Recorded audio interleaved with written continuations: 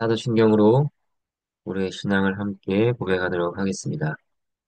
전능하사 천지를 만드신 하나님 아버지를 내가 믿사오며 그 외아들 우리 주 예수 그리스도를 믿사오니 이는 성령으로 잉태하사 동정녀 마리아에게 나시고 본디오 빌라도에게 고난을 받으사 십자가에 못 박혀 죽으시고 장사한 지 사흘 만에 죽은 자 가운데서 다시 살아나시며 하늘에 오르사 전능하신 하나님 우편에 앉아 계시다가 저리로서 산자와 죽은 자를 심판하러 오시리라. 성령을 믿사하며 거룩한 공예와 성도가 서로 교통하는 것과 죄를 사하여 주시는 것과 몸이 다시 사는 것과 영원히 사는 것을 믿사옵나이다. 아멘. 함께 찬양하도록 하겠습니다. 찬송가 280장입니다. 찬송가 280장 1절과 2절을 함께 찬양하도록 하겠습니다. 전부여 지옵소서 손들고 니다 주 나를 외면하시면 나 어디 가리까 내 죄 지기 위하여 주시니 곧 회개하는 마음으로 주 앞에 옵니다. 전부터 계신 주께서 영주 그 죄인을 보혈로 주시니 그 사랑하노니 내 죄짓기 위하여 이르려 주시니 곧 회개하는 마음으로 주 앞에 옵니다. 아멘. 네, 이렇게 기도하도록 하겠습니다. 하나님 아버지, 이 아침에 주 앞에 나아갑니다. 저희의 마음을 주님께서 잘 알고 계십니다. 저희의 마음이 얼마나 어리석음으로 가득 차 있으며 하나님의 말씀을 깨닫는 데 있어서 아둔한지를 주님께서 잘 알고 계십니다. 주께서 저희 가운데 은혜를 베푸시며 성령께서 말씀을 조명하여 주사 저희가 그 말씀을 깨닫고 그 말씀이 살아서 저희의 삶을 변화시키는 그러한 역사가 있도록 저희 가운데 은혜를 내려 주시옵소서. 이 시간을 하나님께 올려드리며 감사드리며 예수 그리스도 이름으로 기도합니다. 아멘. 함께 보실 하나님의 말씀은 누가복음 3장 1절에서 14절 말씀입니다. 1절과 2절 말씀을 먼저 보도록 하겠습니다. 하나님의 말씀입니다. 디베르 황제가 통치한 지 15해, 곧 본디오 빌라도가 유대 총독으로, 헤롯이 갈릴리의 분봉왕으로, 그 동생 빌립이 이두레와 드라고니 지방의 분봉왕으로, 루사니아가 아빌레네의 분봉왕으로, 안나스와 가야바가 대제사장으로 있을 때에 하나님의 말씀이 빈들에서 사가랴의 아들 요한에게 임한지라. 당시 이스라엘은 로마의 통치 아래 매우 어지럽고 혼란스러우며 비참했습니다. 대제사장으로 두 사람이 동시에 있었습니다. 이것만 봐도 상황이 복잡하다는 것을 알 수 있습니다. 그야말로 이스라엘 역사가 암흑기 막바지에 이른 것처럼 느껴질 때였습니다. 이러한 때 하나님의 말씀은 빈들에 있던 요한에게 임했습니다. 세례 요한은 어릴 때부터 빈들에서 생활하며 자랐습니다. 그는 세상과 떨어져 지냈습니다. 빈들에서 세상의 온갖 사치와 정욕은 신경 쓸 필요도 없었고 관심을 가질 이유도 없었습니다. 그가 바랄 것은 오직 하나님과 그분의 말씀이었을 것입니다. 그러한 그에게 하나님의 어떤 말씀이 임하여 선포되었는가? 3절부터 6절까지 하나님의 말씀입니다. 요한이 요단강 북은 각 처에 와서 죄사함을 받게 하는 회개의 세례를 전파하니 선지자 이사야의 책에 쓴 바 광야에서 외치는 자의 소리가 있어 이르되 너희는 주의 길을 준비하라 그의 오실 길을 굳게 하라 모든 골짜기가 메워지고 모든 산과 작은 산이 낮아지고 굽은 것이 곧아지고 험한 길이 평탄하여질 것이요 모든 육체가 하나님의 구원하심을 보리라 함과 같으니라. 세례 요한은 죄사함을 받게 하는 회개의 세례를 전파했습니다. 죄사함을 받게 하는 회개의 세례에는 여러 의미가 포함되어 있습니다. 먼저 여기에는 너희가 죄인이라, 너희가 하나님 앞에서 악하게 행했다는 지적과 질책이 들어 있습니다. 하나님께서는 요한을 통해 사람들이 모른 척하고 괜찮다고 여기는 죄들을 드러내셨습니다. 그들의 죽은 양심을 일깨우셨습니다. 두 번째로 죄사함을 받게 하는 회개의 세례에는 회개라는 반응이 포함되어 있습니다. 당신이 죄인이라 했을 때, 그래, 내가 죄인이다. 나만 죄인이냐? 죄를 짓지 않는 사람이 어디 있냐? 이렇게 반응하는 자들이 있습니다. 하지만 요한이 전한 죄사함을 받게 하는 회개의 세례에는 그런 뻔뻔한 반응은 결코 용인될 수 없습니다. 내가 죄인이며 너에게 합당한 반응은 회개라. 회개하라. 내가 행한 것을 악하다고 하시는 하나님의 말씀을 인정하고 참으로 그것을 마음으로 슬퍼하고 그것으로부터 돌아서야 한다 하는 말씀이 전해졌습니다. 세 번째로 제사함을 받게 하는 회개의 세례에 포함된 것은 하나님께서 회개하며 돌아오는 자들을 용서하신다, 깨끗게 하신다는 약속입니다. 일단 회개하라. 회개는 당연한 것이지. 하지만 용서하실지 안 하실지는 모르겠다. 그것은 하나님께 달린 일이다. 이런 것이 아니었습니다. 회개한 자들의 죄를 사하신다. 죄인들에게 죄사함을 선언하시는 하나님의 위로가 연결되어 있는 것입니다. 이것을 어떻게 알 수 있을까요? 누가는 세례 요한의 전파를 이사야 선지자의 예언과 연결합니다. 4절에서 6절까지 이사야 40장의 말씀을 인용하고 있습니다. 그런데 이 이사야 40장은 다음과 같이 시작됩니다. 이사야 40장 1절과 2절 말씀 제가 읽어드리겠습니다. 너희의 하나님이 이르시되 너희는 위로하라 내 백성을 위로하라 너희는 예루살렘의 마음에 닿도록 말하며 그것에게 외치라 그 노역의 때가 끝나 그 죄악이 사함을 받았느니라. 이렇게 죄사함의 위로에 대한 말씀이 나오고 나서 이사야 40장 3절에 외친 자의 소리여 이르되 너희는 광야에서 여호와의 길을 예비하라. 사막에서 우리 하나님의 대로를 평탄하게 하라. 이 말씀이 이어지는 것입니다. 그러니까 세례 요한은 이러한 죄사함의 약속과 은혜를 전하며 이를 온전히 성취하실 그리스도를 맞이하도록 그들의 심령을 준비시키고 있었습니다.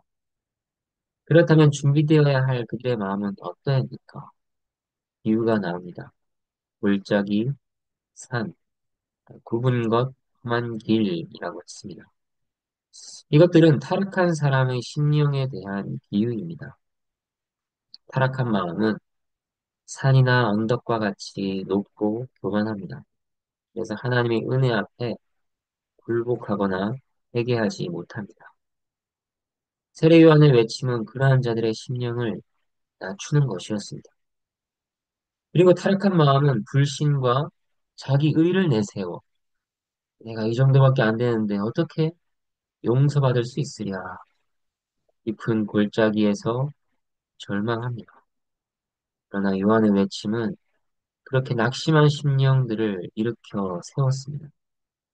무한한 하나님의 은혜와 사랑에 기대어 나아가도록 그들을 격려했습니다. 굽고 험한 것은 무엇일까요? 뒤틀리고 비뚤어진 마음입니다. 죄악으로 상하고 깨어지고 일그러진 울퉁불퉁한 마음입니다. 요한의 외침은 그러한 거스르고 완악한 심령을 굳게 하여 부드럽고 순전하며 진실되게 만드는 것이었습니다.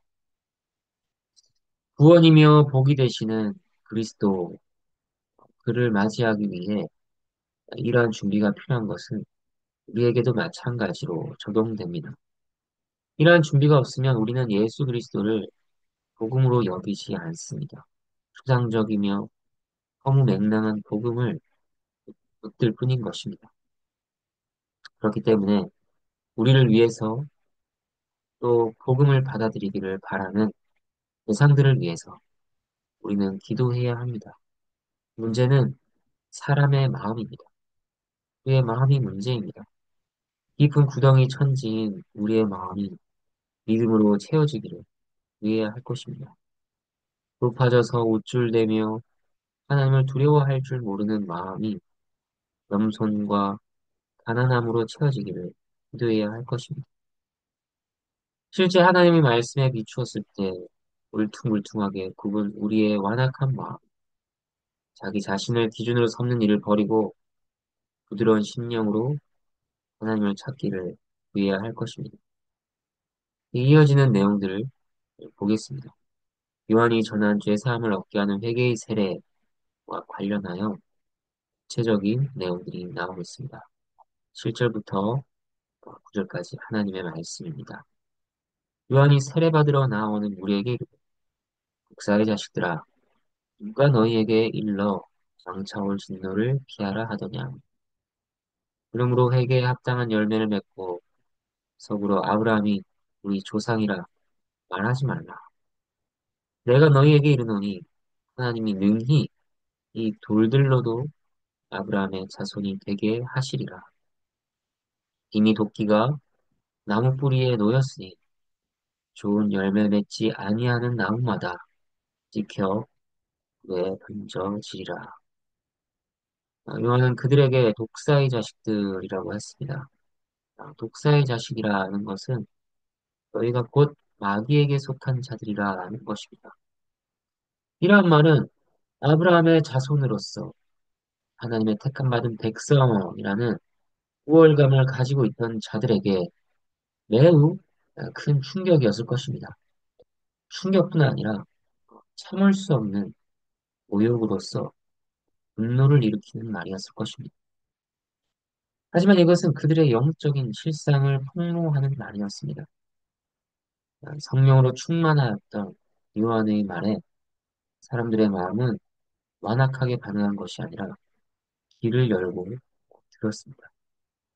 회개할 것이 없는 의인이 아니라 나는 사단의 자식이라 할 만큼 끔찍한 존재라.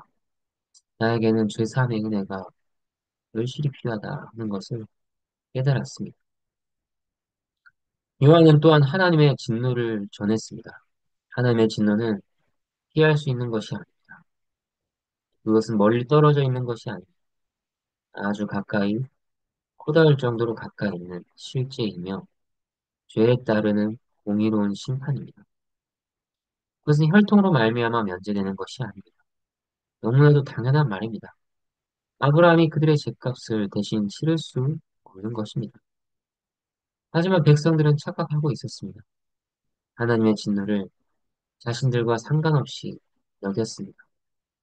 또 마치 영원히 심판은 오지 않을 것처럼 안일하게 지냈습니다.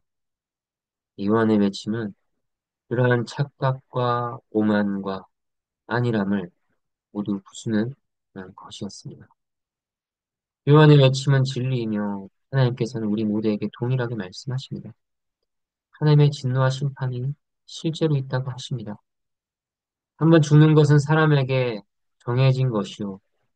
그 후에는 심판이 있지만 살면서 우리는 얼마나 잘 잊어버리는지 모릅니다. 하지만 그것은 실제이죠. 먼 일이 아닙니다. 인생은 한순간입니다. 화살이 날아가듯이 사람의 일생이 지나가 버립니다.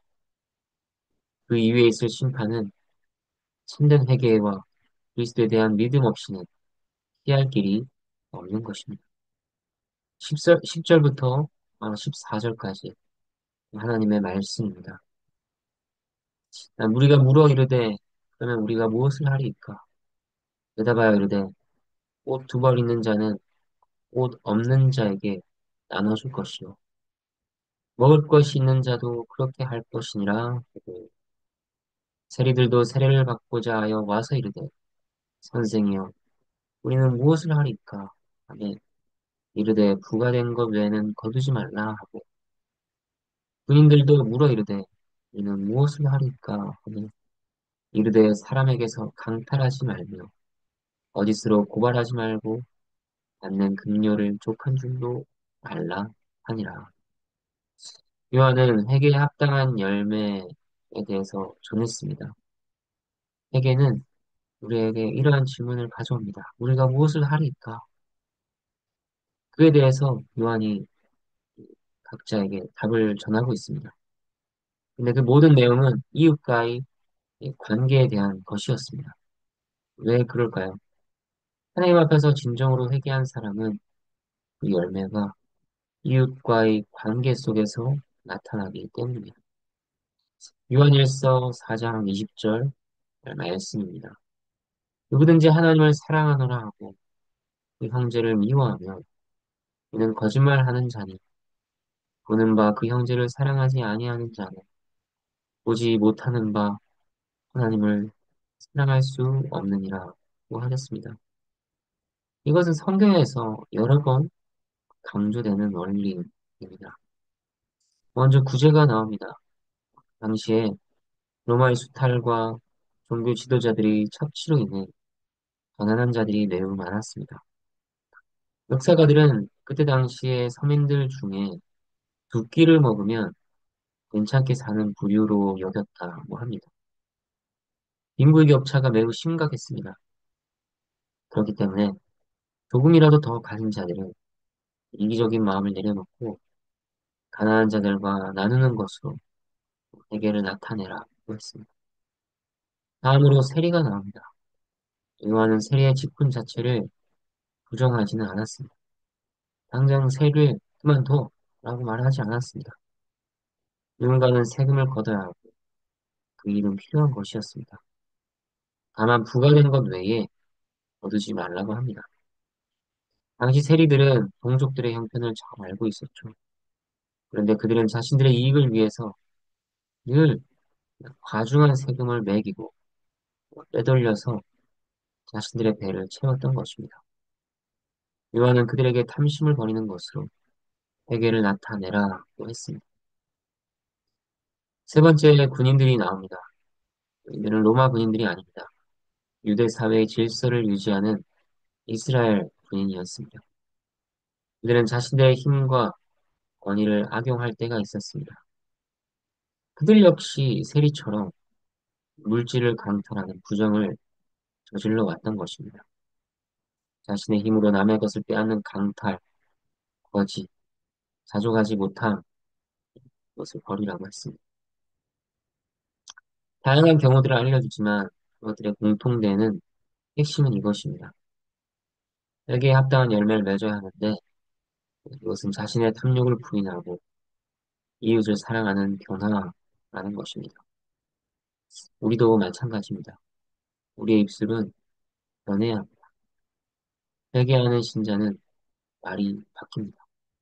눈빛이 변하고 행동이 변하고 우리가 돈을 쓰는 내용도 달라져야 합니다. 열정과 노력을 쏟아붓는 그것도 변해야 합니다. 물론 어느 정도까지 변하는 것이 회개에 합당한 열매인가 그 기준을 정할 수는 없습니다. 최종적으로 그리스도의 분량까지 자라야 하는 그 목적지는 있지만 현재 우리에게 나타나는 그 정도는 누구나 다른 것입니다. 누구는 100 정도를 나타낼 것이고 누구는 20이나 30까지만 나타낼지 모릅니다. 하지만 분명한 것은 나타나는 것이 있어야 한다는 점입니다. 그것이 아예 없다고 한다면 우리에게는 회개에 합당한 열매가 전혀 없는 것이라 그것이 참된 회개가 아닌 것일 수도 있다는 것입니다. 이제 말씀을 정리하도록 하겠습니다. 세례 요한의 사역을 살폈습니다. 그를 통해 전하신 하나님의 뜻은 오늘 우리에게도 전파되고 있습니다. 죄사함, 죄의 용서, 죄의 씻음, 이 은혜는 우리에게도 날마다 필요한 것입니다. 그리고 이것을 사모하는 것은 오직 성령께서 역사하신 심령에만 있는 일입니다. 우리 가운데 역사하셔서 살과 같이 부드러운 심령을 허락해 주시기를 우리는 늘 구해야 할 것입니다. 그 회개에 합당한 열매가 우리 가운데 나타나도록 은혜를 구해야 할 것입니다.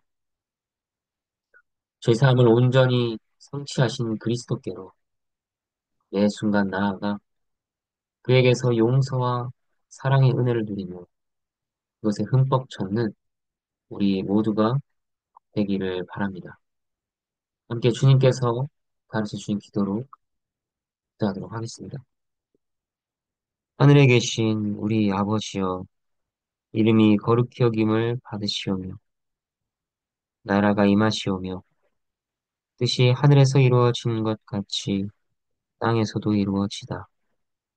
오늘 우리에게 일용할 양식을 주시옵고, 우리가 우리에게 죄 지은 죄를 사하여 준 것 같이 우리 죄를 사하여 주시옵고, 우리를 시험에 들게 하지 마시옵고, 다만 악에서 구하시옵소서. 나라와 권세와 영광이 아버지께 영원히 있사옵나이다. 아멘.